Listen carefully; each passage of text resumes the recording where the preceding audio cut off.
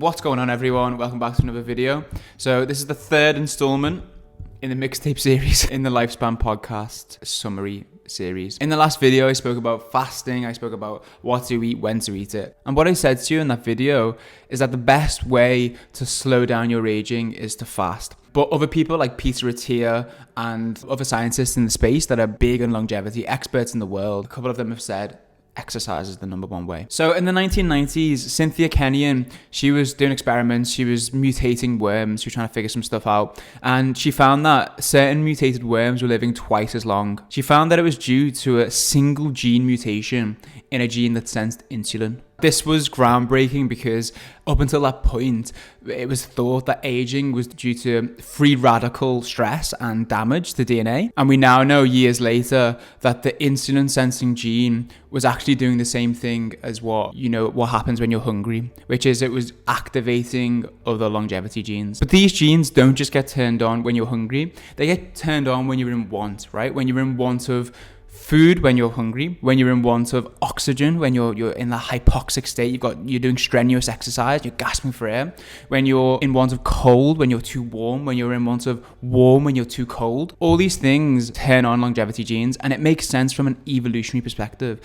We spend a lot of our evolution being chased by predators or having to hunt or having to deal with the elements. And this is in stark contrast to modern society. We live in a world of absolute comfort, but we can trick our genes. We can put ourselves into perceived adversity to trigger these mechanisms and to make our body stronger and better equipped to deal with disease and therefore slow down the aging process. So let's dig into exercise. Some stats are exercise can prevent 23% of all cancers, 30% of cardiovascular disease, and 27% decrease in all-cause mortality. This is a crazy fact now. If you compare someone who has got elite cardiovascular fitness, so in that top 2.5%, with someone with below average cardiovascular fitness, there is a 5-fold reduction in all-cause mortality. A 5-fold, which is just absolutely mind-blowing. He also says being strong compared to not being weak is like a 3-fold reduction. Now that one I think there needs to be more context on that, because these huge bodybuilders who are obviously way in the top 2.5% for strength, I don't know if consuming that many calories and never fasting and not having that good cardiovascular fitness, they've obviously got decent cardiovascular fitness maybe compared to the average person, but it's not elite. First thing first is get off your bum. That is the most important thing. Just get up and be standing and be walking more than you are. Well, it depends. You could be a marathon walker. I don't know. Get off your bum. There's different things you can do. You can get standing desk quite cheap. You can get legs on Amazon for like 150 quid. I know that's not that cheap, but it is a worthwhile investment. I got this bit of wood from an old desk, so I was quite lucky. It was my brother's old desk. I cut it down and now I've actually stained it and stuff. If you go to like a kitchen warehouse or something like that, you can get probably a decent bit of oak. Or anyway, this is not a desk commercial.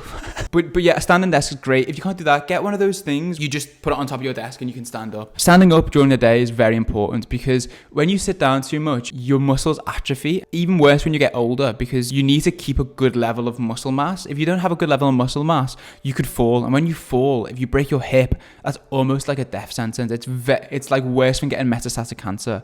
So you want to keep those muscles strong. Another thing they say is to walk at least 4,000 steps a day. The best time to walk is after you eat. Now, that is because it evens out your glucose. It makes you feel good. I've been doing this and it feels really good. I don't get that post-food slump anymore. A way to do that is if you have 3 meals a day, you spend half an hour on your meals and like 15 minutes is eating the meal and 15 minutes you're on your phone. Swap that second 15 minutes to go and walk around the block. Then you get 3 15 minutes, and that's 45 minutes, and that would be around 4K, 5K. Other people say 6, other people say 10, but 10,000 steps is an hour and 45 minutes. It's very time consuming. As well as walking, Peter Attia says you want to be doing 3 hours a week at zone 2, and that would be like 4 45-minute sessions. So if you want an idea of what zone 2 exertion is, say if you're walking around and you're just getting on with your normal life, that's 6 out of 20. Zone 2 would be around 11 out of 20. You should be able to say, I'm having the best time without pausing to take a breath. Don't be too rigid with it. Don't think I've got to do 4 sessions of 45 minutes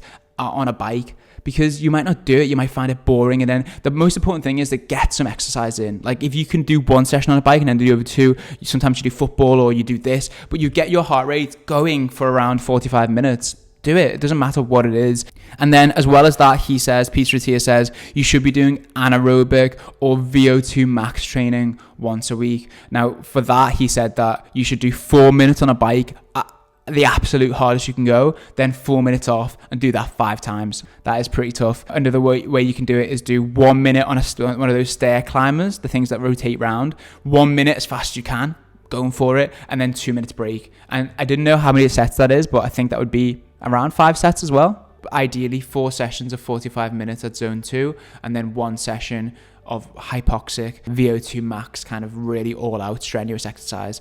So let's talk about the science a little bit. So when you exercise, you're depleting your energy because it's getting used up by your muscles, right? And when you've got low energy, low chemical energy, ATP in your blood, that activates AMPK, one of the longevity genes. And that AMPK causes you to create more mitochondria. Now mitochondria is so important. It's the energy producing sensors of your body. It's where respiration happens. So your ability to produce energy for you to carry on moving, to carry on working out. Having more mitochondria has many long-lasting health benefits. And the more you exercise, the more you're putting yourself in a state that needs more mitochondria, so you produce more mitochondria. And when you're in that hypoxic state, a complex called HIF1 alpha is activated, and that turns on genes that control the production of new blood vessels and mitochondria production. Exercise in some degree is really important when you're old as well. So as we get older, our sensitivity to insulin decreases, and there is a transporter called GLUT4, and it needs insulin. It facilitates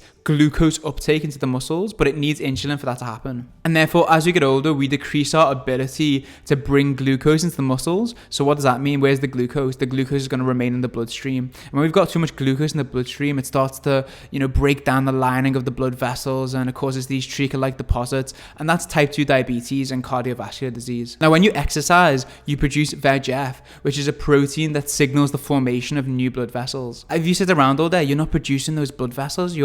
The glucose is building up. It's starving oxygen to your brain, to your muscles, because this glucose can't go to different places. It's kind of getting clogged up. But as you get older, VEGF signaling actually breaks down. But you oldies, you're not getting let off. You still got to exercise, because when you exercise, you produce NAD, and NAD restores the ability of VEGF to produce these new blood vessels. But also, NAD is the fuel for sirtuins, which is another longevity gene. And during X differentiation, you get an accumulation of these senescent cells, these zombie cells that just don't do anything, and they cause all kinds of havoc. They cause inflammation and cancer.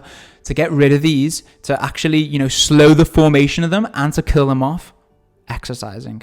So exercise is great in all ways, no matter what way you look at it and what cycle you choose.